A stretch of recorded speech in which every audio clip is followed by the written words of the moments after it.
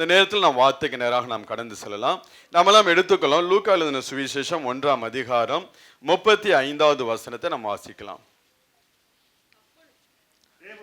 தேவதூதன் அவளுக்கு பிரதியுத்தரமாக, பரிசுத்த ஆவி உன்மேல் வரும், உன்னதமானவருடைய பலம் உன்மேல் நிழலிடும், ஆதலால் உன்னிடத்தில் பிறக்கும் பரிசுத்தம் உள்ளது தேவனுடைய குமாரன் என்னப்படும். ஒரு விசை கண்களை மூடி இந்த வார்த்தைக்காக நாம் செபிக்கலாம். எங்களை நேசிக்கிற நல்ல தகப்பனே, பார்மையான நாளுக்காக உண்மை நாங்கள் நன்றியோடு துதிக்கிறப்ப அந்த நாள் என்னுடைய கருத்தில் ஒப்புக்கொடுத்து நாங்கள் செபிக்கிறோம். ஆண்டவரே, வாசித்த வார்த்தைக்காக நன்றி சொல்லி துதிக்கிறோம்ப்பா. பரிசுத்த ஆவி உன்மேல் வரும், உன்னதமானுடைய பலன் உன்மேல் வரும், நிழலிடும் என்று சொன்ன தேவன் ஆண்டவரே, இன்றைக்கு அந்த பரிசுத்த ஆவியானவர் எங்கள் மேல் வரும்படியாய் ஆண்டவரே, உன்னதமானுடைய பலன் ஆண்டவர் எங்கள் ஒவ்வொருவரையும் நிரப்பும்படியாய் நாங்கள் செபிக்கிறோம். உடைய வார்த்தையை கொண்டு நீர் எங்களோட இடைபடும்படியாய் செபிக்கிறப்பா. எல்லா தடைகளையும் மாற்றிப்படுங்க. நாலு வார்த்தையை கேட்கக்கூடிய ஒவ்வொரு பிள்ளைகளுக்குள்ள ஆண்டவரே, இந்த பரிசுத்த ஆவியானவர் கடந்து வரும்படியாக நாங்கள் செபிக்கிறோம்ப்பா. அடிமை உடைய கருத்தில் ஒப்பு கொடுக்கிறோம். எல்லாவற்றையும் நல்ல கர்த்தர் இயேசு கிறிஸ்துவ மூலம் கேட்டு செபிக்கிறோம் எங்கள் ஜீவனுள்ள நல்ல பிதாவே, ஆமீன். மீண்டும் அந்த வசனங்களை நாம் வாசிக்கலாம். தேவதூதன் அவர்களுக்கு பிரதியுத்தரமாக,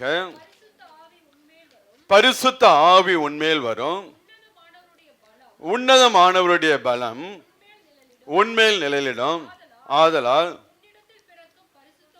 உன்னிடத்தில் பிறக்கும் பரிசுத்தம் உள்ளது தேவனுடைய குமாரன் என்னப்படும். அடுத்ததாக மத்தேயு 3ஆம் அதிகாரம் 16வது வசனத்தை வாசிக்கலாம்.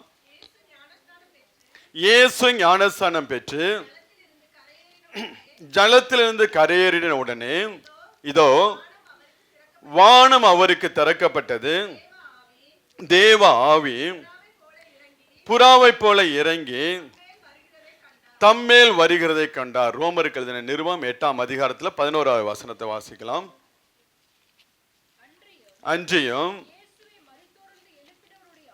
இயேசுவை மரித்தோரிலிருந்து எழுப்பினவருடைய ஆவி உங்களில் வாசமாய் இருந்தால், கிறிஸ்துவை மரித்தோரிலிருந்து எழுப்பினவர் உங்களில் வாசமாய் இருக்கிற தம்முடைய ஆவியினாலே சாவுக்கு ஏதுவான உங்கள் சரீரங்களையும் உயிர்ப்பிப்பார். அதாவது எந்த மனுஷன் பரிசுத்த ஆவியினால் பிறக்கப்படுகிறானோ அந்த மனுஷனை பரிசுத்த ஆவியினால் உயிர் மீட்சி அடைய செய்கிறார். பரிசுத்த ஆவியினாலே தேவன் அந்த மனுஷனை எழுப்புகிறவராக இருக்கிறார். அதுக்கு அந்த 3 வசனத்தை நான் வாசிச்சேன். எந்த மனுஷன் பரிசுத்த ஆவியினால் பிறக்கப்படுகிறாரோ அந்த மனுஷனை தேவ ஆவியான என்ன பண்ணுகிறார், எழுப்புகிறவராக இருக்கிறார். அப்ப இந்த நாள்ல நாம் பரிசுத்த ஆவியானவரை குறித்து நாம் நாட்களை அறிந்து கொள்ள வேண்டும். ஆண்டவராகிய இயேசு கிறிஸ்து எப்படி அந்த மரியாள் மேல, அந்த தாயார் மேல பரிசுத்த ஆவியானவர் நிழலிடப்படும் போது உன்னதமானவருடைய பலன் அந்த தாயாருக்குள்ளே கடந்து வருகிறது. எந்த ஒரு ஆண் துணையும் இல்லாமல் ஆண்டவராகிய இயேசு கிறிஸ்து அந்த தாயின் கர்ப்பத்தில் உருவாகிறார். தாயின் கர்ப்பத்தில் உருவாகி அவர் பிறப்பதை நாம் பார்க்க முடிகிறது. அப்ப ஒவ்வொரு பிள்ளைகளுக்குள்ளும், அதாவது பரிசுத்த ஆவியினாலதான் ஒவ்வொரு மனுஷனும் ரட்சிக்கப்படுகிறோம். அதாவது நம்ம ஒரு இக்கட்டான சூழ்நிலைகளை போகும்போது, பாவம் செய்து பாவம் நம்மளோட வாழ்க்கையில பெருகும் போது, நம்மளோட வாழ்க்கையில சாபம் பெருக ஆரம்பிக்கும் போது, எனக்கு ஒரு விடுதலை கிடைக்காதா என்று சொல்லி விடுதலைக்காக நாம் ஏங்கி நிற்கக்கூடிய நேரங்களில இந்த தேவ ஆவியானவர் நமக்கு ஊழியக்காரர்களை அனுப்பி கொடுக்கிறார். நமக்கு யாரெல்லாம் நமக்கு சுவிசேஷம் சொன்னாங்களோ, இயேசுவை பத்தி நமக்கு யாரெல்லாம் சொன்னாங்களோ, ஆலயத்துக்கு வான்னு சொல்லி யாரெல்லாம் நம்மளை கூட்டிட்டு போனாங்களோ, அவங்க எல்லாம் ஊழியக்காரர்களாக தேவன் நமக்கு அனுப்பி கொடுத்த மனிதர்கள். அவர்கள் எப்படி வந்தார்கள், பரிசுத்த ஆவியினால் அவர்களை ஏவப்பட்டு அவர்கள் நம்மிடத்தில் கடந்து சத்தியத்தை பற்றி நமக்கு சொல்லுகிறார். ஆண்டவராகிய இயேசு கிறிஸ்துவின் சுவிசேஷத்தை குறித்து நமக்கு சொல்லுகிறார்கள். அதை கேட்கும் போது நமக்குள்ள அந்த ரட்சிப்பு, அதாவது அந்த சுவிசேஷத்தை கேட்கும் போது, அந்த வார்த்தையை கேட்டு நம்ம விசுவாசிக்க ஆரம்பிக்கும் போது நமக்குள்ள பரிசுத்த ஆவியானவர் என்ன பண்ணுகிறார், கிரியை செய்ய ஆரம்பிக்கிறார். அந்த வார்த்தைக்கு, நாம் கேட்ட காரியங்களுக்கு, கேட்ட சாட்சிகளுக்கு ஆண்டவராகிய இயேசு கிறிஸ்துவை விசுவாசிக்கும்படியாக பரிசுத்த ஆவியானவர் நமக்குள்ள கிரியைகளை நடப்பிக்கிறார். அந்த பரிசுத்த ஆவியினாலதான் நம்ம ரட்சிக்கப்படுகிறோம். ஏன்னா இன்னைக்கு ஒரு உபதேசம் எப்படியாப்பட்ட உபதேசம் இருக்குன்னா, பரிசுத்த ஆவியினால தான் நீ ரட்சிக்கப்படுகிறார், அப்பவே நீ அபிஷேகம் பண்ணப்பட்டாய் என்று சொல்லி ஒரு தவறான உபதேசம் இந்த நாட்களில் காணப்படுகிறது. பரிசுத்த ஆவியின் உதவியோடு தான் நாம் ரட்சிக்கப்படுகிறோம், அதில் எந்த ஒரு சந்தேகம் கிடையாது. ஆவியானுடைய கிரியை நமக்குள்ள இருக்கிறதுனால நம்ம ரட்சிக்கப்படுகிறோம்.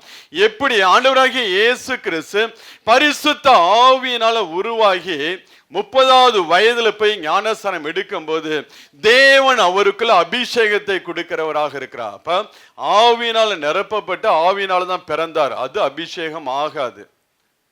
அபிஷேகம் என்பது தேவன் நம்மளை பிரித்து எடுத்து அவருடைய ஆவியினால் தேவன் நம்மளை நிரப்புகிறவராக இருக்கிறார். ஒவ்வொரு பிள்ளைகளும் இந்த பரிசுத்த ஆவியின் அபிஷேகத்தை நாம் பெற்றுக்கொள்கிற பிள்ளைகளாக இருக்க வேண்டும். ஏன்னா இந்த பரிசுத்த ஆவியின் அபிஷேகத்தை பெற்ற பிள்ளைகள் தான் கடைசி நாளில் தேவன் அவர்களை உயிரோடு எழுப்புகிறவராக இருக்கிறார். யாரை உயிரோடு எழுப்புவார்? ஆவியின் அபிஷேகத்தை பெற்று ஒவ்வொரு நாளும் காத்து கொண்டிருக்கிற பிள்ளைகள், ஒவ்வொரு நாளும் நம்முடைய இருதயத்தில் இருக்கக்கூடிய அந்த குத்து விளக்கு எரிந்து கொண்டிருக்க வேண்டும். ஆலயத்தோட பிரமாணம், ஆலயத்தில் இருக்கக்கூடிய அந்த விளக்கு எப்பொழுதும் எரிந்து கொண்டிருக்க வேண்டும். இடித்து பிழிந்த ஒளிவை எண்ணெயினால அந்த விளக்கை நாம் நிரப்ப வேண்டும் என்று சொல்லி ஆண்டவர் பிரமாணமாக வைத்திருக்கார். அதனால பெற்றுக்கொண்ட அபிஷேகத்தை காத்து கொண்டு அந்த அபிஷேகத்தில் ஒவ்வொரு நாளும் நிரம்பி வழிகிற பிள்ளைகளாக இருக்க வேண்டும். அந்த அபிஷேகத்தை நாம் காத்து கொள்கிற பிள்ளைகளாக இருக்க வேண்டும். அப்படியாப்பட்ட பிள்ளைகள் தான் கடைசி நாளில் ஆண்டவராகிய இயேசு கிறிஸ்து இந்த பூமியில வரும்போது பரிசுத்த ஆவியானவர் நமக்குள்ளே கடந்து வந்து என்ன பண்ணுவார்? நாம் ஒவ்வொருவரையும் உயிரோடு எழும்ப செய்கிறவராக. நீங்க எசேக்கியேல் தான் நினைக்கிற அந்த உலர்ந்த எலும்புகளை குறித்து அங்க ஆண்டவர் தீர்க்க தரிசனம் ஆவியை குறித்து உரைக்கும் போது அந்த ஆவி உள்ளே போய் உலர்ந்து போய் கிடைக்கக்கூடிய எல்லா எலும்புகளையும் உயிரடைய செய்கிறது போல நாமும் மரித்து போனால்குள்ள நமக்குள்ள இருக்கக்கூடிய அபிஷேகம், நம்ம மரித்தால் நமக்குள்ள இருக்கக்கூடிய அபிஷேகம் இருந்துகிட்டு தாங்க இருக்கும். எலியாக்குள்ள அந்த அபிஷேகம் காணப்பட்டுச்சா? எலிசாட்டை பெற்றுக்கொண்ட அந்த ரெட்டிப்பான அபிஷேகம் எலியாக்குள்ள காணப்பட்டுச்சு. அந்த காரியத்தை நிறைவேற்றுகிற வரைக்கும் அந்த அபிஷேகம் அவனுக்குள்ள இருந்துகிட்டே இருந்துச்சு. அந்த மனுஷன் வந்து அந்த செத்த மனிதனை தூக்கி போடும்போது அவனுடைய எலும்புகளில் பட்டு உயிரடையும் போது அந்த ஆவியான அவனுக்குள் இருக்கக்கூடிய அந்த ஆவியானவர் இவனை என்ன பண்ணுகிறார்? உயிரோடு எலும்ப செய்கிறவராக இருக்கிறார். அதனால இந்த பரிசுத்த ஆவியின் அபிஷேகத்தை பெற்றுக்கொண்டு ஒவ்வொரு நாளும் காத்து கொண்டு ஒவ்வொரு நாளும் இந்த ஆவியின் அபிஷேகத்தில் நிரம்பி நாம் வாழ்கிற பிள்ளைகளாக இருந்தோம் என்றால் கடைசி நாளில் தேவன் நம்மளையும் என்ன பண்ணுகிறார்? எழுப்புகிறவராக இருக்கிறார். அவருடைய ஆவியானவர் நம்மளையும் எழுப்புகிறவராக இருக்கிறார். அதனால ஆண்டவராகிய இயேசு கிறிஸ்து சொல்லும் போது நீங்க யோவான் 3ஆம் அதிகாரம் 3 முதல் 6 வரை உள்ள வசனத்தை வாசிங்க. இயேசு அவனுக்கு பிரதியுத்தரமாக, ஒருவன் மறுபடியும் பிறவாவிட்டால் தேவனுடைய ராஜ்யத்தை காண மாட்டான் என்று மெய்யாகவே மெய்யாகவே உனக்கு சொல்லுகிறேன் என்றார். அதற்கு நிக்கோதேமு, ஒரு மனுஷன் முதிர் வயதால் இருக்கையில் எப்படி பிறப்பான்? அவன் தன் தாயின் கற்பத்தில் 2ஆம் தரம் பிரவேசிக்க கூடுமோ என்றான். இயேசு பிரதியுத்தரமாக, ஒருவன் ஜலத்தினாலும் ஆவியினாலும் பிறவாவிட்டால் தேவனுடைய ராஜ்யத்தில் பிரவேசிக்க மாட்டான் என்று மெய்யாகவே மெய்யாகவே உனக்கு சொல்லுகிறேன். மாம்சத்தினால் பிறப்பது மாம்சமாய் இருக்கும், ஆவியினால் பிறப்பது ஆவியா இருக்கும். மாம்சத்தினால் பிறப்பது மாம்சமாய் இருக்கும், ஆவியினால் பிறப்பது ஆவியா இருக்கும் என்று சொல்லி ஆண்டவர் இங்க மறுபிறப்பை குறித்து அவர் சொல்கிறார். மறுபடியும் பிறவாவிட்டால் தேவனுடைய ராஜ்யத்தில் பிரவேசிக்க மாட்டான். ஜலத்தினாலும் ஆவியினாலும் ஒவ்வொரு பிள்ளைகள் மறுபடி பிறக்க வேண்டும் என்று சொல்லி ஆண்டவராகிய இயேசு கிறிஸ்துவை சொல்லுகிறவராக இருக்கிறார். ஜலத்தினாலும் ஆவியினாலும் நாம் மறுபடி பிறக்கிற பிள்ளைகளாக இருக்க வேண்டும். அப்படியாப்பட்ட பிள்ளைகள் தான் தேவனுடைய ராஜ்யத்துக்குள்ள பிரவேசிப்பார்கள் என்று சொல்லி வேதம் சொல்லுகிறது. அப்ப நாம் முதலாவது என்ன பண்ண வேண்டும்? எல்லா பிள்ளைகளும் ஜலத்தினால பிறக்கிறவர்களாக இருக்கணும். எல்லாம் ஜலத்துல பிறந்திருக்கீங்களா? இல்லையா? மூழ்கி ஞானஸ்நானம் ஆண்டவராகிய இயேசு கிறிஸ்துவை சொந்த இரட்சகராக ஏற்றுக்கொண்டு நம்மளுடைய வாழ்க்கையிலுடைய பாவங்கள் எல்லாம் அறிக்கை பண்ணி பாவ மன்னிப்பின் நிச்சயத்தை பெற்றுக்கொண்டு இனி இப்படியாப்பட்ட பாவத்தை நான் செய்ய மாட்டேன் ஒரு உறுதியோடு வாழ்கிற பிள்ளைகள். எப்படி ஜலத்துல பிறக்கணும்? பாவத்தை அறிக்கை பண்ணி, பாவத்தின் மேல ஒரு கசப்பு வந்து பாவத்தை எல்லாம் அறிக்கை பண்ணி ஆண்டவராகிய இயேசு கிறிஸ்து பாவ மன்னிப்பின் நிச்சயத்தை பெற்றுக்கொண்டு இனி நான் இப்படிப்பட்ட பாவங்களை செய்ய மாட்டேன் என்கிற ஒரு தீர்மானம். ஆனாலும் நம்முடைய வாழ்க்கையில் இருக்கக்கூடிய பலவீனத்தை நிமித்தம் என்ன பண்ணுகிறோம்? சில நேரங்கள் நாம் பாவத்தை செய்கிற பிள்ளைகளாக இருக்கிறோம். சில நேரங்களில் பாவத்தை செய்தால் நாம் உணர்த்தப்பட்ட உடனே தேவ சமூகத்துக்கு ஓடி போய் நாம் மீண்டும் ஆண்டவரோட என்ன பண்ணுகிறோம்? நல்மனம் பொருந்துகிற பிள்ளைகளாக நாம் இருக்கிறோம். அதாவது துணிகர பாவம் செய்கிற பிள்ளைகளாக இருக்கக்கூடாது. தெரிஞ்ச மீண்டும் மீண்டும் என்ன பண்ணக்கூடாது? அதே பாவத்தை செஞ்சுக்கிட்டே இருக்கக்கூடாது. சத்துருவான நம்மளை பல விதத்தில் நம்மளை வஞ்சிக்கிறவனாக இருப்பான். அதை நாம் புரிந்து கொண்டு ஒரு தடவை அடிப்பட்டோம்னா ரெண்டாவது தடவை அப்படியாப்பட்ட சூழ்நிலை வரும்போது அந்த சூழ்நிலையை விட்டு விலகி ஓடக்கூடிய பிள்ளைகளாக இருக்க வேண்டும். அந்த சூழ்நிலையில் இருந்து நான் என்னை காத்துக்கொள்ள முடியும் என்று சொல்லி இருந்தோம் என்றால் பிசாசு நம்மளை விழத்தள்ளுகிறவனாக இருப்பான். அதனால நமக்குள்ள ஒரு நிச்சயம் இருக்க வேண்டும். பாவ மன்னிப்பு நிச்சயத்தை பெற்றுக்கொண்டு இனி இப்படியாப்பட்ட பாவத்தை நான் செய்ய மாட்டேங்கிற ஒரு உடன்படிக்கையில என்ன பண்ண வேண்டும்? நாம் ஜலத்தினால பிறக்கிற பிள்ளைகளாக இருக்க வேண்டும். அப்படி ஜலத்துல பிறக்கிற பிள்ளைகள் அடுத்ததாக ஆண்டவர் சொல்லுகிறார், அவர்கள் ஆவியினாலும் பிறக்க வேண்டும் என்று சொல்லுகிறார். அப்ப ஜலத்தினாலும் ஆவியினாலும் பிறவாவிட்டால் அவர்கள் தேவனுடைய ராஜ்யத்துக்குள்ள பிரவேசிக்க மாட்டார்கள். அதாவது தண்ணீர்ல மூழ்கி எடுக்கக்கூடிய ஞானஸ்தானத்தான் வேதம் அங்கீகாரம் பண்ணுகிறது. இந்த சத்தியத்தை ஏற்றுக்கொண்ட பிள்ளைகளுடைய இருதயத்தில் பரிசுத்த ஆவியானவர் அவர்கள் ஞானஸ்தானம் எடுக்கிற வரைக்கும் அந்த சத்தியத்தை ஏற்றுக்கொண்டு அவங்களுக்கு கால சூழ்நிலை அமையாமல் இருந்துச்சுன்னா, சத்தியத்தை ஏற்றுக்கொண்ட பிள்ளைகள் அவர்களுக்கு தாகம் இருந்துச்சுன்னா பரிசுத்த ஆவியானவர் அவங்களை நிரப்புகிறவராக இருக்கிறார். யாருக்கு? ஞானஸ்தானத்தின் உபதேசத்தை ஏற்றுக்கொள்கிற பிள்ளைகளுக்கு. தண்ணீரில் மூழ்கி எடுக்கக்கூடிய ஞானஸ்தானத்தின் உபதேசத்தை ஏற்றுக்கொள்கிற பிள்ளைகளுக்கு. தண்ணீரில் மூழ்கி எடுக்கக்கூடிய ஞானஸ்தானத்தை அங்கீகரிக்காத பிள்ளைகளோட வாழ்க்கையில தேவன் பரிசுத்த ஆவியை அவர் கொடுக்க மாட்டார். ஆண்டவர் நம்மளுடைய தேவன் ஆண்டவராகிய இயேசு கிறிஸ்து பிரமாணங்களை எல்லாம் உடைத்தவர் தான். எல்லா நியாய பிரமாணத்தோட எல்லா காரியத்தையும் உடைத்து போட்டார். ஆனாலும் இங்கே ஆண்டவர் ஒரு வரிசைப்படுத்தி வைக்கிறார், ஒழுங்குபடுத்தி வைக்கிறவராக இருக்கிறார். ஜலத்துல பிறக்க வேண்டும், அடுத்தது ஆவியில பிறக்க வேண்டும். ஜலத்துல பிறக்கக்கூடிய மனுஷன் இந்த ஞானஸ்தானத்தின் உபதேசத்தை ஏற்றுக்கொள்கிற ஒரு மனுஷனாய் காணப்பட வேண்டும். அவனுக்குள்ள ஒரு தீர்மானம் நிறைந்த ஒரு மனுஷனாய் காணப்பட வேண்டும். அப்படியாப்பட்ட பிள்ளைகள் ஞானஸ்தானம் எடுக்கிற வரைக்கும் ஆண்டவர் காத்துக்கிட்டு இருக்க மாட்டாரு. அவங்க கீழ்ப்படைஞ்சு ஆண்டவர் பரிசுத்த ஆவி மேல அவளுக்கு தாகம் வர ஆரம்பிச்சுன்னா ஆண்டவர் அங்கேயே நிரப்புகிறவராக அபிஷேகம் பண்ணுகிறவராக இருக்கிறார். அதனால ஜலத்தினாலும் ஆவியினாலும் பிறவாவிட்டால் தேவனுடைய ராஜ்யத்துக்குள்ள பிரவேசிக்க மாட்டீர்கள் என்று சொல்லி ஆண்டவர் சொல்லி நீங்க வாசிச்சீங்கன்னா யோவான் 1ஆம் அதிகாரம் 12-13 வசனத்தை வாசிங்க. அவருடைய நாமத்தின் மேல் விசுவாசம் உள்ளவர்களாய்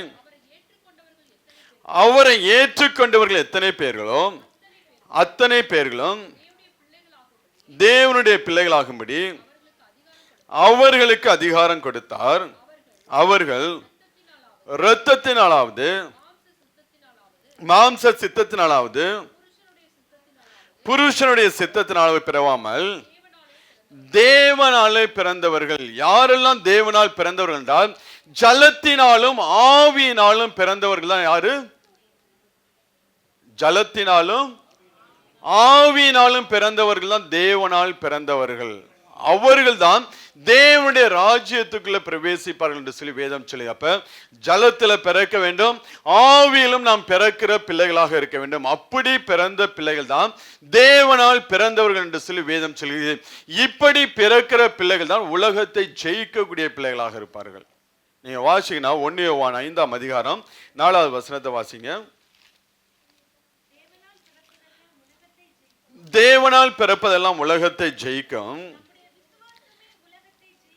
நம்முடைய விசுவாசமே, அதாவது ஆண்டவராகிய இயேசு கிறிஸ்துவை ஏற்றுக்கொண்ட விசுவாசமே உலகத்தை ஜெயிக்கும் என்று சொல்லி வேதம். தேவனால் பிறப்பதெல்லாம் உலகத்தை ஜெயிக்கும். அதாவது ஜலத்தினாலும் ஆவியினாலும் பிறக்கக்கூடிய பிள்ளைகள் தேவனால் பிறக்கக்கூடியவர்கள்.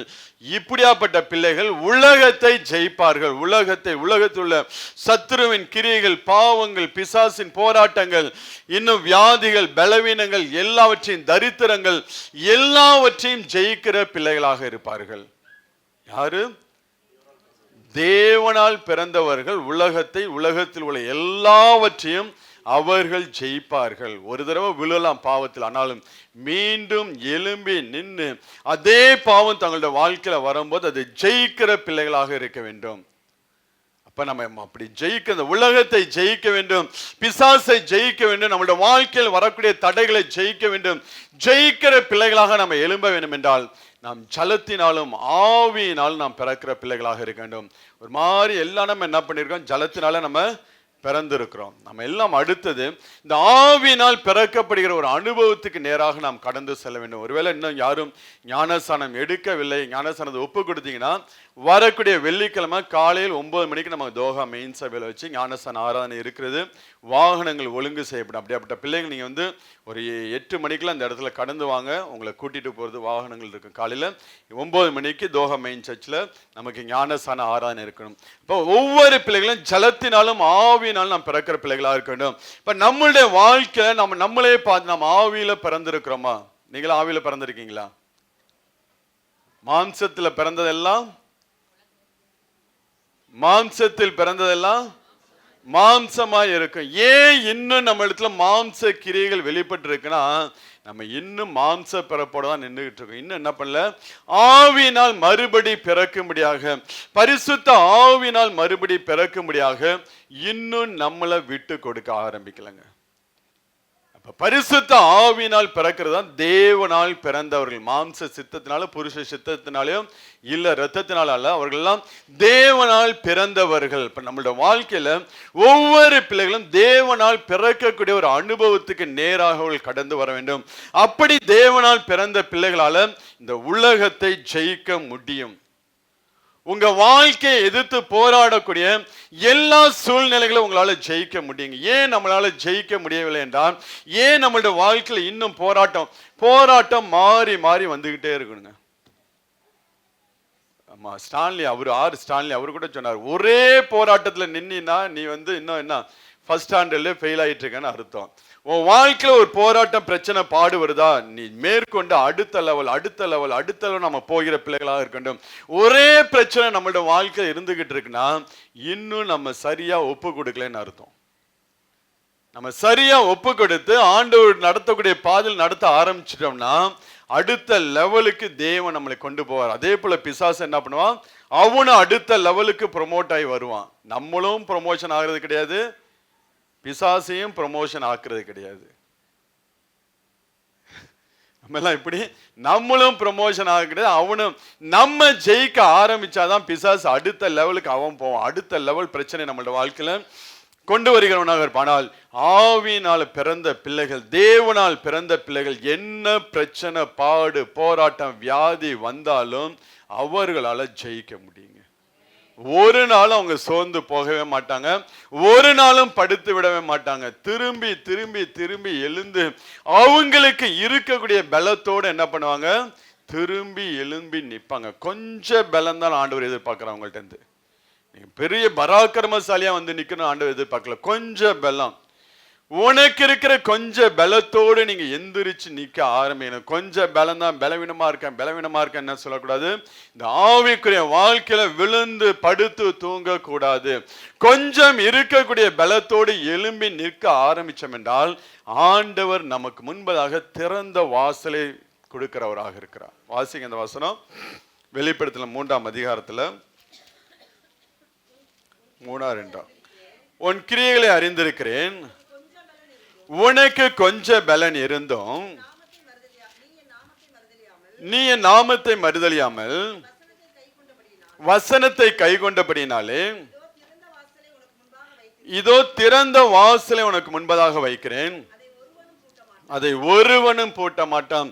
கொஞ்ச பலன் நமக்குள்ள தேவன் வைத்திருக்க அந்த கொஞ்ச பலத்தோட எழும்பி நாம் போராடுகிற பிள்ளைகளாக இருந்தோம் என்றால் இந்த பரிசுத்த ஆவியானவர் இன்னும் நம்மளை நிரப்பி நிரப்பி நிரப்பி நம்மளை எடுத்து நிறுத்துகிறவராக இருக்கிறார். என்ன பிரச்சனைகள், பிசாசு எவ்வளவு போராட்டத்தை எவ்வளவு தடைகளை கொண்டு வந்தாலும் அந்த தடைகள் எல்லாம் மிதித்து நம்மளால ஏறி முன்னேறி போக முடியும். அதான் அபிஷேகம் பெற்ற பிள்ளைகளுக்கும் அபிஷேகத்தை காத்துக்கொள்கிற பிள்ளைகளுக்கும் அபிஷேகம் இல்லாமல் இருக்கக்கூடிய பிள்ளைகளுக்கெல்லாம் உள்ள வித்தியாசம். சவுல் பார்த்தீங்கன்னா ஒரு நாள் அபிஷேகம் பண்ணப்பட்டான். சாமுவேலை சந்தித்த அந்த நாளிலே அபிஷேகம் பண்ணப்பட்டான். அந்த அபிஷேகத்தை பெற்றுக்கொண்டு போகும்போது அவனுக்குள்ள தீர்க்க தரிசன ஆவி கிரியைகளை செய்ய ஆரம்பிச்சிச்சு. நல்ல அபிஷேகத்தை பெற்ற மனுஷன் தான் பெற்ற அபிஷேகத்தை காத்து கொள்ளாமல் போனான். தேவனுக்கு பிரியமில்லாத வழியில் நடக்க ஆரம்பிக்கும் போது அந்த ஆவியானவர் அவனுக்குள்ள அவனை விட்டு அவர் கடந்து போகிறார். தாவீதுக்குள்ள அந்த பரிசுத்த ஆவியானவர் கடந்து வந்து அவனுக்குள்ளே வாசம் பண்ணுகிறார். பரிசுத்த ஆவியின் அபிஷேகத்தை பெற்ற தாவீது ஒவ்வொரு நாளும் இந்த ஆவியின் அபிஷேகத்தை காத்துக்கொள்கிறதுல கண்ணும் கருத்துமாய் இருந்தான். அவன் வேற எதுவுமே அவன் பிரயாசப்படல. தனக்குள் இருக்கக்கூடிய ஆவியான வனாந்திரத்தில் ஆடுகளை மேய்க்கும் போது தனக்குள் தேவன் வைத்த பரிசுத்த ஆவியில ஒவ்வொரு நாளும் வளருகிற ஒரு மனிதனாய் காணப்பட்டான். கோலியாத்துங்கிற ஒரு பெரிய தடை வந்து நின்ன போது அதுக்கு முந்தின நாட்கள் வரைக்கும் சவுலும் ராணுவம் என்ன பண்ணுகிறது, அந்த தடையை மீறி அவங்களால ஏறி போக முடியவில்லை. ஏன்னா அவங்களுக்குள்ள சவுலுக்குள்ள அந்த ஆவியின் அபிஷேகத்தை காத்து கொள்ளவில்லை. அந்த பரிசுத்த ஆவியை இழந்தனால அவனால அந்த கோலியாத்துங்கிற தடையை மீறி அவங்களால எதுவுமே செய்ய முடியல. ஆனால் அதே இடத்துல பரிசுத்த ஆவியின் அபிஷேகத்தை பெற்ற தாவீது கடந்து வந்து நிற்கும் போது ஒரே ஒரு கூழாங்கல், அந்த கூழாங்கல் அல்ல பரிசுத்த, அவன் கையிலிருந்து போனது கூழாங்கல் அல்ல, பரிசுத்த ஆவியானோட வல்லமைங்க. அந்த பரிசுத்த ஆவியானோட வல்லமை அவனை நெத்தியில் அடிக்கும் போது அவன் முகம் குப்புற விழுந்தான். ஏன்னா மாம்ச பலத்துல அடிச்சிருந்தானா அவன் வந்து மல்லாக்கா விழுந்திருப்பான். ஆனா அங்க தேவ ஆவியா மாம்சத்துல பிறக்கலாம் மாம்சமாய் இருக்கும், அது சவுல். ஆவியினால் பிறப்பதெல்லாம் ஆவியா இருக்கும், அது தாவீது. ஆவியினால் பிறந்த தாவீது ஒரு கூழாங்கல விடும்போது முகம் குப்புற வந்து அங்க கோலியாத்து விழுவதை நான் பார்க்க முடிகிறது. அதனால ஆண்டவர் சொல்றார், தேவனால் பிறப்பது எல்லாம் உலகத்தை ஜெயிக்கும். நம்ம இந்த உலகத்தை ஜெயிக்க வேண்டும் என்றால் பரிசுத்த ஆவியினால் பிறக்கக்கூடிய பிள்ளைகளாக நாம் இருக்க வேண்டும். இந்த பரிசுத்த ஆவியின் அபிஷேகத்தை பெற்றுக்கொண்டு தாவீதை போல ஒவ்வொரு நாளும் காத்து கொண்டு வளர்கிற பிள்ளைகளாக இருந்தோம் என்றால் நமக்கு முன்பதாக யோர்தான் வந்தாலும் சரி, செங்கடல் வந்தாலும் சரி, கோலியாத் வந்தாலும் சரி, எந்த தடைகளை நம்மளை நிறுத்த முடியாது. ஆனால் வரக்கூடிய தடைகள் பயங்கரமா இருக்கும். சிங்க கெபியா இருக்கும், அக்னி ஜுவாலையா இருக்கும், பெரிய பெரிய பிரச்சனைகள், பெரிய பெரிய பாடுகள். நமக்குலாம் சின்னதாலாம் வந்ததுன்னா நீங்க இன்னும் சின்ன ஆளா இருக்கீங்கன்னு அர்த்தம். உங்க வாழ்க்கையில சின்ன சின்ன பிரச்சனை, தலைவலி, வயிற்று வலி, இதுக்கே சுருண்டு போயிருக்கேன், நீங்களாம் சின்ன ஆளா இருக்கீங்கன்னு அர்த்தம். பெரிய பிரச்சனை உங்களை எழும்ப முடியாம வச்சிருக்குன்னு வச்சுக்கலாம், நீங்களாம் பெரிய ஆள். யாரு, எத்தனை பேர் பெரிய ஆளா இருக்கீங்க இங்க? நிறைய பேர் கை தூக்குறீங்களே. பெரிய பெரிய பிரச்சனை வருது, எழும்பவே விட மாட்டேங்கிறான். எனக்கு உள்ள காரியத்தை நிறைவேற்றுவதற்கு பிசாசு என் வாழ்க்கையில பயங்கரமான தடைகளை கொண்டு வந்து வச்சிருக்கானா, பிசாசு உங்களை பார்க்கறது நீ பெரிய ஆளுப்பா. அதனாலதான் என்ன பண்ணியிருக்கேன், பெரிய பிரச்சனையோட வந்து உனக்கு சின்ன பிரச்சனை நீ ஏறி போட்டு நீ போயிட்டே இருப்ப. அவ்வளவு பெரிய கோலியாத்தை கொண்டு வந்து வைக்கும் போதே தாவீதை மிதித்து போட்டு அவங்களை ஏறி போயிட்டான். நீ உனக்குள்ள இருக்கிறவர் பெரியவர், நீ பெரிய ஆளு, உனக்குள்ள இருக்கக்கூடிய அபிஷேகம் பெரிதா இருப்பதனால்தான் உன்னை எதிர்க்கத்தக்க விதமான பிரச்சனையை உன் வாழ்க்கையில கொண்டு வந்து வச்சிருக்கிறேன். இப்ப புரியுதா ஏன் நம்மளோட வாழ்க்கையில பெரிய பிரச்சனை வருதுன்னு? பிசாசு நம்மளை பெரிய ஆளா மதிக்கிறதுனாலதான். பிசாசு பெரிய ஆளா மதிக்கிறதுனாலதான் அவ்வளவு பெரிய பிரச்சனை நம்மளோட வாழ்க்கையில கொண்டு வந்து. ஏன்னா பிசாசுக்கு தெரியும் இந்த பிரச்சனையை ஈஸியா மேற்கொண்டு போய்விட்டே இருப்பான், இவனை தடுத்து நிறுத்த முடியாது. இவனுக்குள்ள இருக்கக்கூடிய அபிஷேகம் இந்த பிரச்சனையை தடுத்து நிறுத்தாது, ஏறி மிதிச்சு போய்கிட்டே இருப்பாங்க என்று சொல்லி ஆண்டவர் என்ன பண்ண நம்மளை இன்னும் பலப்படுத்துகிறவராக இருக்க. அதனால நம்ம பிரச்சனைகளை பார்த்து ஒரு நாள் சோர்ந்து போய்விடாம இன்னும் தேவ பலத்தை பெற்றுக்கொள்ளுகிற பிள்ளைகளாக இருக்க வேண்டும். இன்னும் பரிசுத்த ஆவியின் அபிஷேகத்தை நாம் நாடுகிற பிள்ளைகளாக இருக்க வேண்டும். அப்படி அந்த பரிசுத்த ஆவியின் அபிஷேகத்தை நாம் பெற்றுக்கொண்டோம் என்றால் எல்லா பிரச்சனைகள் பாடுகள் எல்லாம் நம்மளால என்ன பண்ண முடியும், மேற்கொண்டு போகிற பிள்ளைகளாக இருக்க வேண்டும். நீங்க வாசிங்கன்னா மார்க் 1:8 வசனத்தை வாசிங்க. மார்க் 1:8. நான் ஜலத்தினால் உங்களுக்கு ஞானஸ்தானம் கொடுக்கிறேன், அவரோ பரிசுத்த ஆவியினால் உங்களுக்கு ஞானஸ்தானம் கொடுப்பார் என்று சொல்லி அங்க பிரசங்கித்தான். நான் ஜலத்தினால் உங்களுக்கு ஞானஸ்தானம் கொடுக்கிறேன், அவரோ பரிசுத்த ஆவியினால் உங்களுக்கு ஞானஸ்தானம் கொடுப்பார் என்று சொல்லி அங்க யோவான் ஸ்நானகன் ஆண்டவராகிய இயேசு கிறிஸ்துவை குறித்து அவர் பிரசங்கிக்கிறவராக காணப்பட்டார். பரிசுத்த ஆவியினால என்ன பண்ணுகிறார், நமக்கு ஞானஸ்தானத்தை கொடுக்கிறவராக, பரிசுத்த ஆவியினால் நாம் மறுபடி பிறக்கும்படியாக ஆண்டவராகிய இயேசு கிறிஸ்து நம்மளுடைய வாழ்க்கையில அவர் கடந்து வருகிறவராக இருக்கிறாங்க. அப்ப அந்த அபிஷேகத்தை பெற்றுக்கொண்டு அந்த பரிசுத்த ஆவியினால் மறுபடி பிறக்கிற பிள்ளைகளாக இருந்தோம் என்றால் இன்னும் தேவன் நம்மளை கொண்டு பெரிய காரியங்களை செய்கிறவராக இருப்பார்.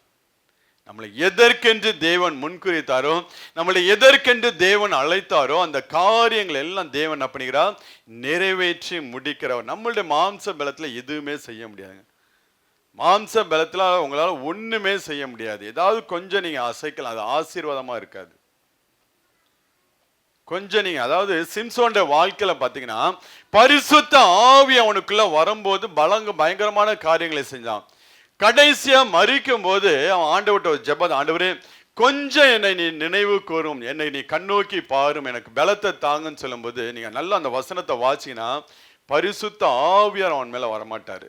ஏன்னா பரிசுத்த ஆவியார் வந்தா அந்த சீன், அந்த மாதிரி சீனே இருக்காது.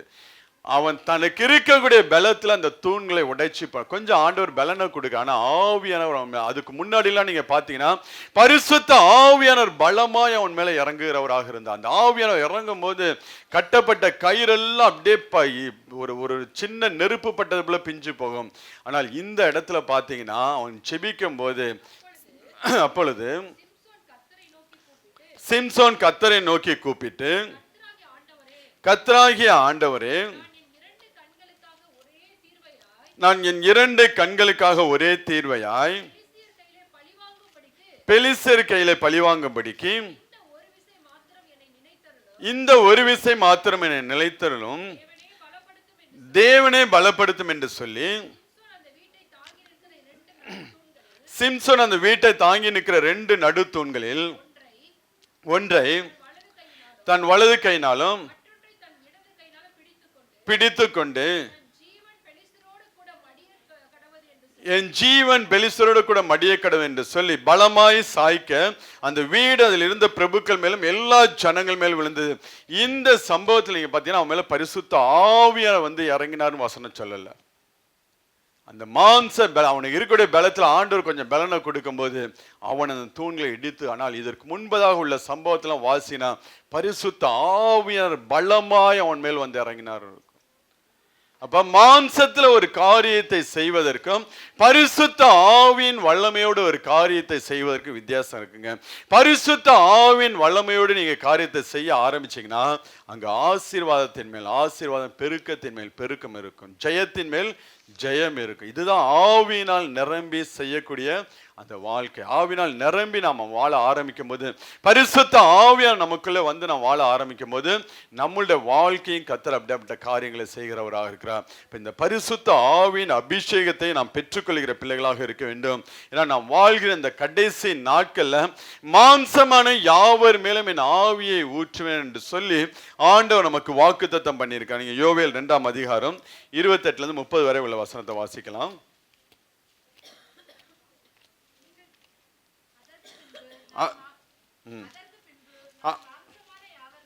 அதற்கு பின்பு நான் மாம்சமான யாவர் மேலும் என் ஆவியை ஊற்றுவேன், அப்பொழுது உங்கள் குமாரரும் உங்கள் குமாரத்திகளும் தீர்க்க தரிசனம் சொல்வார்கள், உங்கள் மூப்பர் சொப்பனங்களையும் உங்கள் வாலிப தரிசனங்களையும் காண்பார்கள், ஊழியக்காரர் மேலும் ஊழியக்காரிகள் மேலும் அந்நாட்களிலே என் ஆவியை ஊற்றுவேன், வானத்திலும் பூமியிலும் இரத்தம் அக்கினி புகை ஸ்தம்பங்களாகிய அதிசயங்களை காட்டுவேன். அந்த நாட்களில் மாம்சம், கடைசி நாட்கள் மாம்சமான யாவர் மேலும் என் ஆவியை ஊற்றுவேன் என்று சொல்லி ஆண்டவர் சொல்லி, அப்பொழுது நீங்கள் தரிசனங்களையும் சொப்பனங்களையும் நீங்கள் காண்பீர்கள் என்று சொல்லி ஆண்டவர் சொல்லுகிறவராக இருக்கிறார். அப்ப நாம் வாழ்கிற இந்த நாட்கள் விசேஷமாய் வேதத்துல சொல்லப்பட்ட அந்த கடைசி நாட்கள் நாம் வாழ்ந்து கொண்டிருக்கிறவர்களாக இருக்கிறோம்.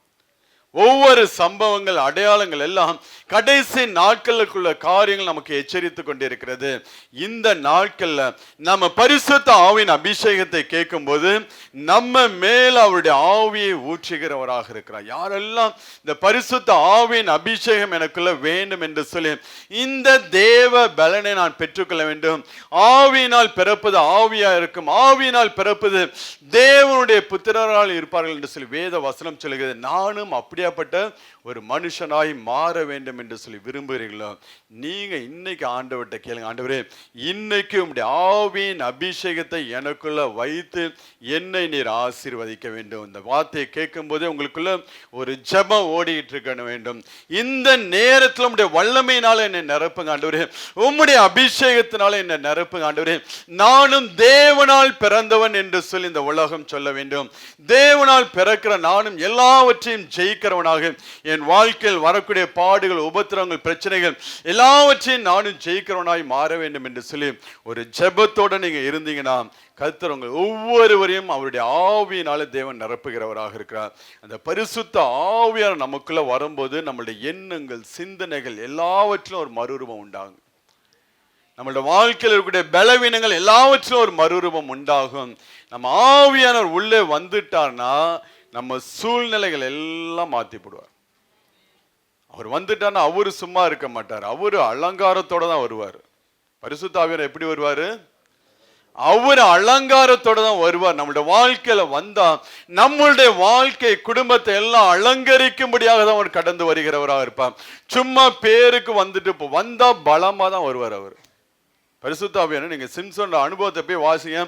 கர்த்தருடைய ஆவி பலமாய் அவன் மேல் வந்து இறங்கினாலதான். அதே போல ஒவ்வொரு தேவ பிள்ளைகளுக்குள்ள ஆவியான வரும்போது பலமாய் கடந்து வருகிறவராக இருக்கிறார். அந்த கடைசி நாட்கள்ல தேவன் மாம்சமான யாவர் மேலும் தன்னுடைய ஆவியை ஊற்றுகிறவராக இருக்கிறார்.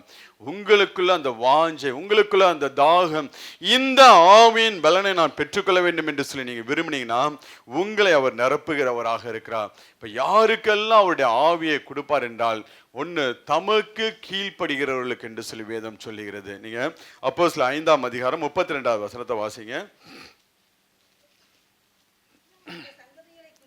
இந்த சந்ததிகளை குறித்து நாங்கள் அவருக்கு சாட்சிகளாய் இருக்கிறோம். தேவன் தமக்கு கீழ்ப்படுகிறவர்களுக்கு தந்தர்லின பரிசுத்த ஆவியும் சாட்சி என்றார்கள். இப்ப யாருக்கு தேவன் தம்முடைய ஆவியை கொடுக்கிறார்னா அவருக்கு கீழ்ப்படுகிறவர்களுக்கு தேவன் தம்முடைய ஆவியை அளவில்லாமல் ஊற்றுகிறார். அவருடைய சத்தியத்துக்கு, அவருடைய உபதேசத்துக்கு, அவருடைய ஞானஸ்தான உபதேசத்துக்கு யாரெல்லாம் கீழ்ப்படுகிறார்களோ, நல்ல கீழ்ப்படியக்கூடிய இருதயம், தேவனுக்கென்று வாழ வேண்டும், தேவனுக்கென்று சாட்சியாய் வாழ வேண்டும் என்று சொல்லி யாரெல்லாம் விரும்புகிறார்களோ, தேவனுடைய வார்த்தைக்கு கீழ்ப்படிய ஆரம்பிக்கிறார்களோ அவர்களுக்கு இந்த ஆவியை தேவன் அளவில்லாமல் கொடுப்பாருங்க. No limit. தமது குமாரனுக்கு பரிசுத்த ஆவியை அளவில்லாமல் கொடுத்தார் என்று சொல்லி வேதம் சொல்லுங்க. அதே போலதான் நாம் ஒவ்வொருவருக்கும் அந்த பரிசுத்த ஆவியை அளவில்லாமல், நம்மளால மெஷர் பண்ணவே முடியாது. வளர்ந்து வளர்ந்து போய்கிட்டே இருப்பீங்க. பெரிய ஊழியக்காரன் உலகத்தை அசைச்சவள்கிட்ட போய் கேட்டாலும் இன்னும் நான் நிரம்பப்படணும் தான் சொல்லுவாங்க. இன்னும் ஒவ்வொரு நாள் நான் நிரப்பப்படுகிற அனுபவத்துக்குள்ளதான் கடந்து செல்கிறேன். என்னை கொண்டு தேவன் பெரிய காரியங்களை ஆனாலும் என் பகுதியில் இன்னும் வெறுமைகள் காணப்படுகிறதுன்னு தான் சொல்லுவாங்க.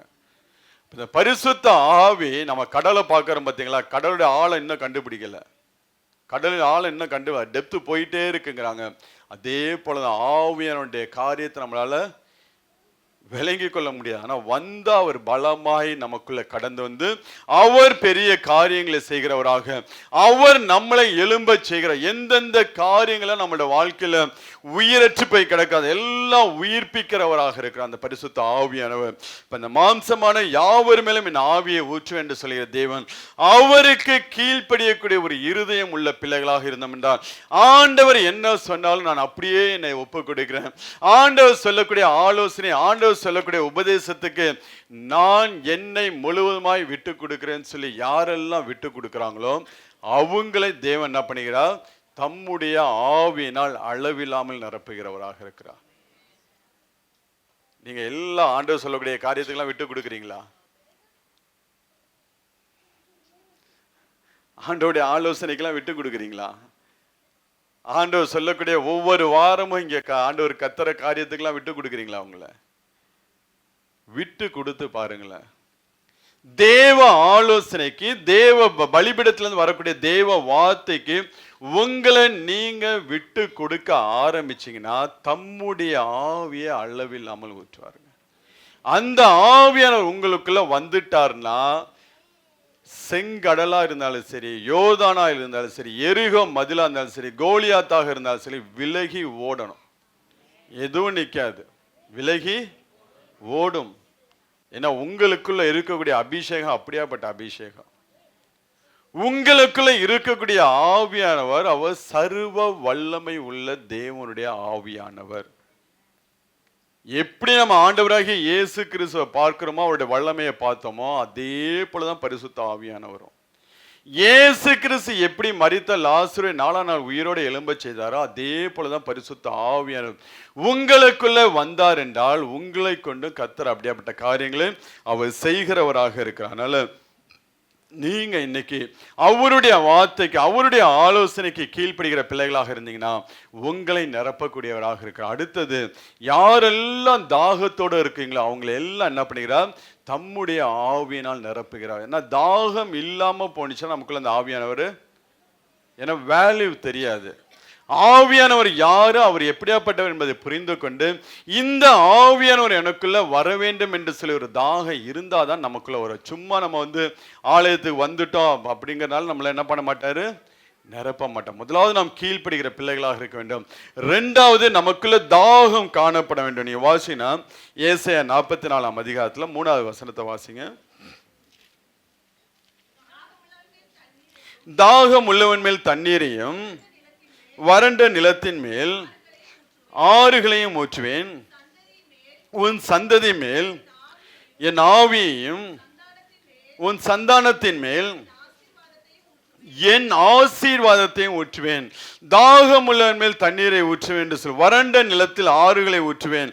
சந்ததி மேல் என் ஆவியும் உன் சந்தானத்தின் மேல் என் ஆசீர்வாதத்தை. நல்ல அபிஷேகத்தினால நிரம்பி வாழ்கிற பிள்ளைகளாக இருந்தீங்கன்னா நீங்க இந்த பூமியை விட்டு கடந்து போகும்போது உங்களுக்குள்ள இருக்கக்கூடிய அபிஷேகம் 2 மடங்கா உங்க பிள்ளைங்க மேல வருங்க. இதுதான் எலிசா விட்டு போகும்போது, எலியா விட்டு போகும்போது எலிசா மேல ரெட்டிப்பான அபிஷேகம் அங்க கடந்து வருவதை நாம் பார்க்க முடிகிறது. வாரிசு, அதாவது எலியாவுடைய வாரிசு எலிசா, எலியாவுடைய வாரிசு எலிசா. அதனாலதான் அவன் கடந்து போகும்போது அவனுக்குள்ள அந்த பரிசுத்த ஆவியானவர் என்ன பண்ணுகிறான்? ரெட்டிப்பான அபிஷேகத்தோடு கடந்து வருவதை நாம் பார்க்க முடிகிறது. அவன் வாரிசாக, அதாவது இன்னைக்கு அரசியல் வாரிசு பார்க்கிற பேர், அது ஊழியத்தில் உண்டான வாரிசு. எங்கோ எலிசா யாரோ எலியா யாரோ. ஆனால் தேவன் எலிசாவை முன்குறித்த நிமித்தம் தன்னோட கூட சேர்த்து வைத்து கொண்டு அவனை நடத்த ஆரம்பிக்கிறான், அவனை உருவாக்க ஆரம்பிக்கிறான். அப்படி எலியா எடுத்துக்கொள்ளப்படும் போது அவனுக்குள் இருந்த அபிஷேகம் 2 மடங்கா எலிசாக்குள்ள கடந்து வருது. இன்னைக்கு நீங்க இந்த பூமியில நல்ல அபிஷேகத்தோட நீங்க வாழ்கிற பிள்ளைகளாக இருந்தீங்கன்னா இந்த அபிஷேகம் உங்க பிள்ளைகளோட வாழ்க்கையில 2 மடங்கா கடந்து போங்க. ஏன் இந்த ஆவிக்குரிய வாழ்க்கையில வளரணும்? கீழ்ப்படிங்க, ஒப்பு கொடுங்க, உபதேசத்துக்கு கீழ்ப்படிங்க, கடிந்து கொள்ளுதலை ஏற்றுக்கொள்ளுங்கள் சொல்றேன்னா நீங்க விட்டு போகிறது தேவனுடைய ஆசீர்வாதமாக இருக்க வேண்டும்.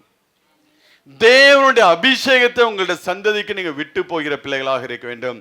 மற்ற உலக காரியங்களுக்கு இன்னைக்கு வேலை ஓவர் டைம் போகணும்னு சொல்லி மற்ற ஐக்கியத்துல ஜபத்துல நம்ம வராம இருக்கிறோம்.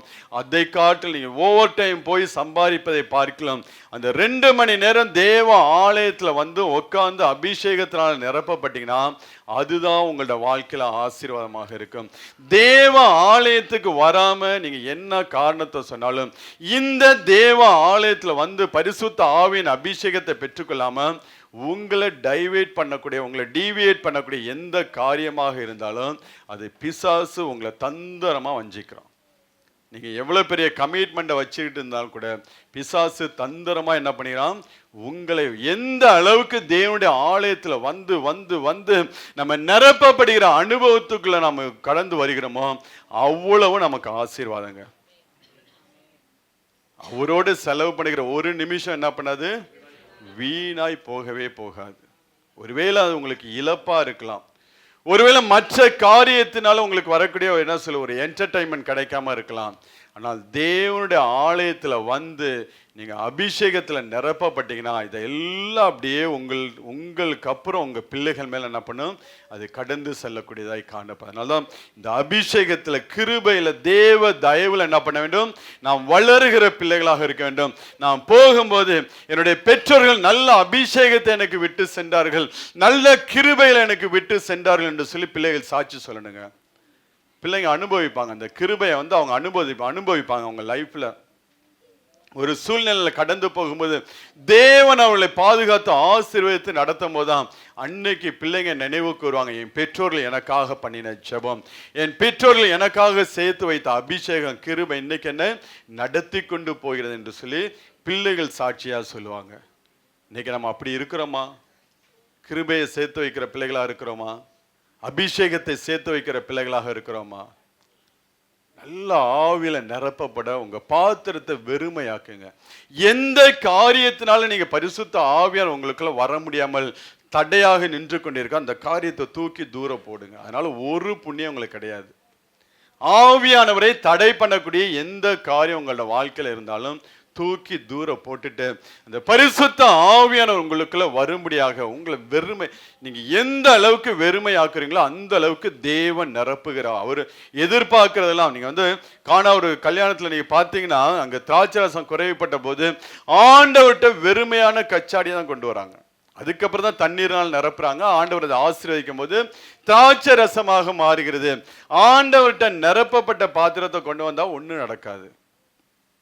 வெறுமையான பாத்திரத்தோட வரும்போதுதான் அங்க தேவ ஆவியானவர் நிரப்ப ஆரம்பிக்கும். அதே போல நம்ம தேவ சமூகத்துக்கு வரும்போது நம்மளை வெறுமையாக்கக்கூடிய பிள்ளைகள் எத்தனை தடவை நம்ம டெய்லி அபிஷேகத்துல நிரம்புகிற பிள்ளைகளாக இருந்தோம்.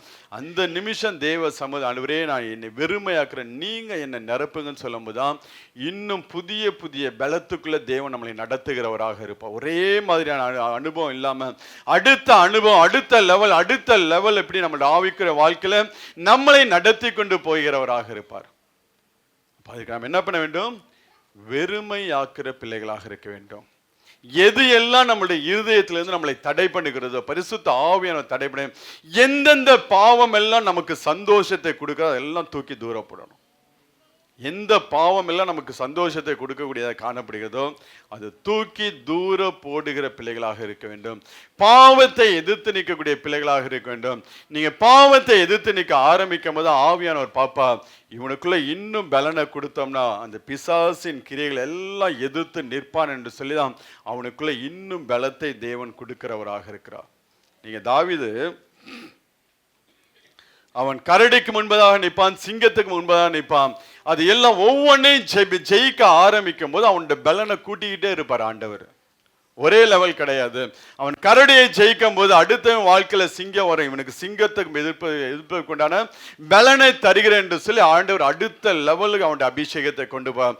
இப்படி அபிஷேகத்தில் அவன் அடுத்த லெவல் போகும்போது தான் கோலியாத்துக்கு முன்பதாக நிற்கும் போது அவனுக்குள்ள கொஞ்சம் கூட பயம் கிடையாது.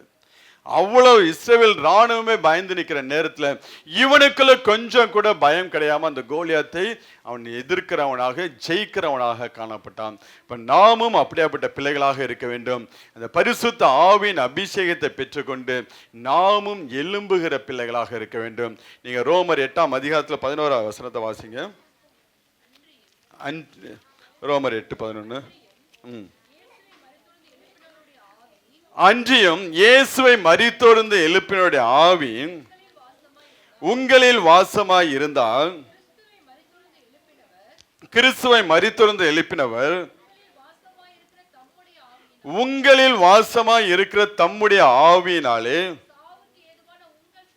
சாவுக்கு ஏதுவான உங்கள் சரீரங்களை, அதாவது உங்களுடைய வாழ்க்கையில எது எல்லாம் செத்து போய் கிடக்கிறதோ, உங்க வாழ்க்கையில எந்தெந்த பகுதி எல்லாம் செத்து போய் கிடக்கிறதோ அது எல்லாம் தேவ ஆவியானவர் உயிர் மீட்சி அடைய செய்கிறவராக இருக்கிறார். இந்த காலை நேரத்துல எது எல்லாம் உலர்ந்து போய் கிடக்கிறதோ அதெல்லாம் உயிரடைய செய்யும்படியாக ஆவியானவர் இந்த இடத்துல அசைவாடி கொண்டிருக்கிறார். அது ஒருவேளை உங்களுடைய சரீரமா இருக்கலாம், உங்களுடைய குடும்பமா இருக்கலாம், உங்களுடைய ஃபைனான்ஸ் பொசிஷனா இருக்கலாம், ஒருவேளை உங்களுடைய வேலையா இருக்கலாம்.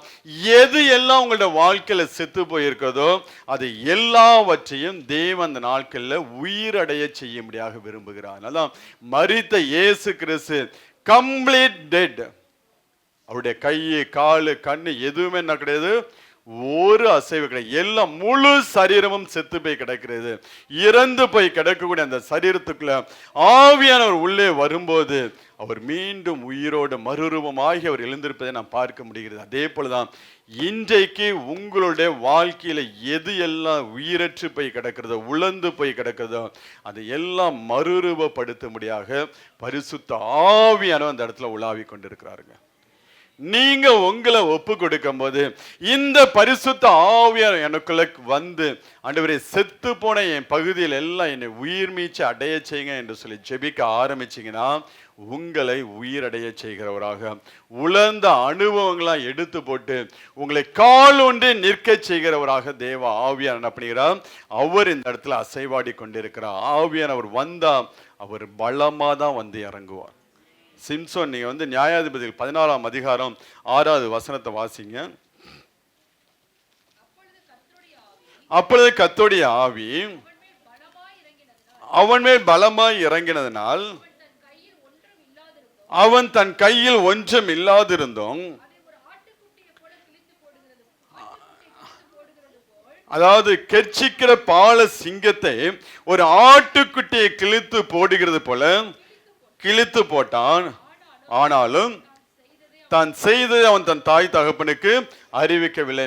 பரிசுத்த ஆவியானவர் பலமாய் வந்து இறங்கினதுனால ஒரு கெர்ச்சிக்கக்கூடிய பால சிங்கம் உண்டு அவனுக்கு எதிராக வந்தபோது ஒரு ஆட்டை கிழித்து போடுவது போல என்ன பண்ணான், கிழித்து போட்டான். இன்னைக்கு பிசாசு கெர்ச்சிக்கிற சிங்கம் போல உங்களுடைய வாழ்க்கையில வந்து உங்களை எந்த காரியத்தை கலங்கடித்து கொண்டு இருந்தாலும் இன்றைக்கு இந்த ஆவியானவர் உங்கள் மேல் இறங்க ஆரம்பிச்சானா நீங்களும் அப்படியாப்பட்ட பிள்ளைகளாக அந்த பிரச்சனைகளை ஈஸியா எடுத்து போடுகிற பிள்ளைகளாக நீங்க மாறுவீர்கள். இன்னும் நீங்க 15ஆம் அதிகாரத்துல 14வது வசனத்தை வாசிங்க. லேகி வரைக்கும் வந்து சேர்ந்த போது பெலிஸ்தர் அவனுக்கு விரோதமாய் ஆரவாரம் பண்ணினார்கள்.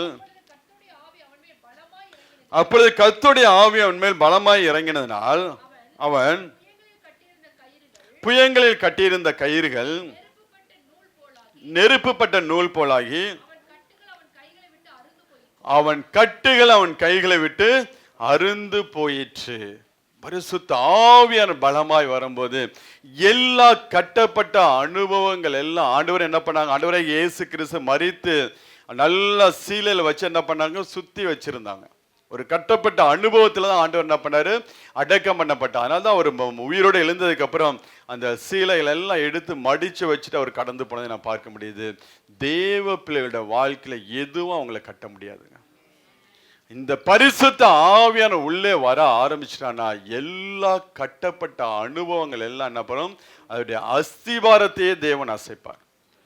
பவுலும் சீலாவும் நடு ராத்திரி பாடி துதிக்கும் போது தேவ ஆவியான அந்த இடத்துல வரங்கும் போது அந்த பூமி குலுங்கிற்று என்று சொல்லி நாம் பார்க்கும். சிறைச்சாலையுடைய அஸ்திபாரங்கள் எல்லாம் அசைக்கப்பட்டுச்சு. எல்லா மனிதருடைய கட்டுகள் எல்லாம் கலண்டு போனுச்சு.